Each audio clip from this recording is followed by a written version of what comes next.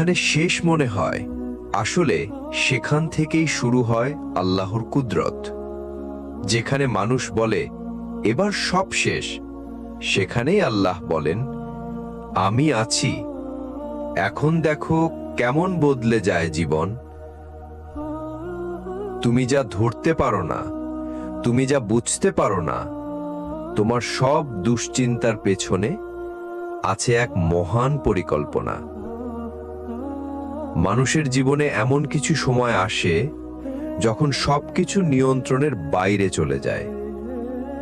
চাকরি চলে যায়, ভবিষ্যৎ অন্ধকার হয়ে পড়ে, পরিবারে অশান্তি, মন জুড়ে কষ্ট, চারপাশে শুধুই অনিশ্চয়তা। এই সময়টাতে আমাদের দুশ্চিন্তা চেপে ধরে।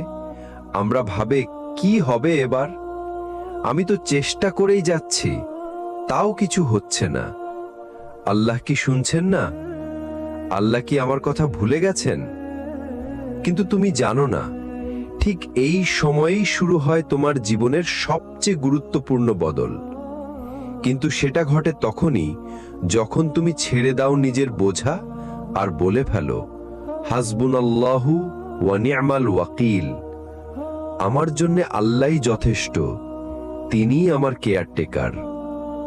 আল্লাহর উপর ভরসা করাটা কোনো দুর্বলতার নাম নয়, এটা এমন এক শক্তি যে শক্তি পাহাড় সরিয়ে দিতে পারে।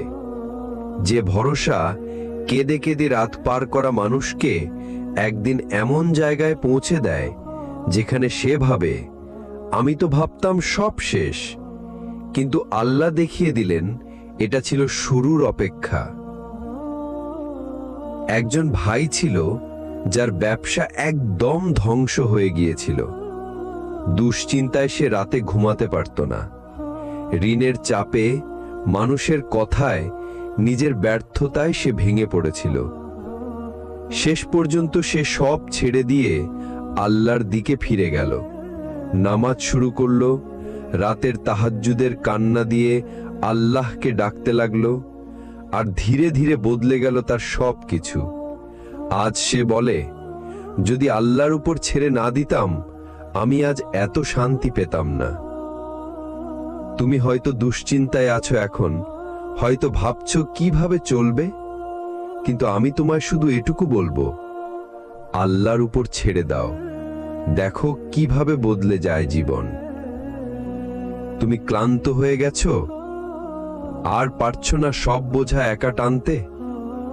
তুমি হয়তো অনেক চেষ্টার পরেও হেরে যাচ্ছ, কিন্তু জানো কি, এই হেরে যাওয়াটাই তোমার বিজয়ের প্রথম ধাপ হতে পারে, যদি তুমি নিজেকে ছেড়ে দাও আল্লাহর হাতে।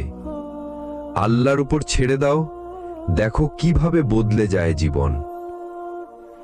জীবনের সবচেয়ে কঠিন সময়গুলোতে আমরা নিজের কাঁধে পুরো পৃথিবীটা তুলে নেয়ার চেষ্টা করি।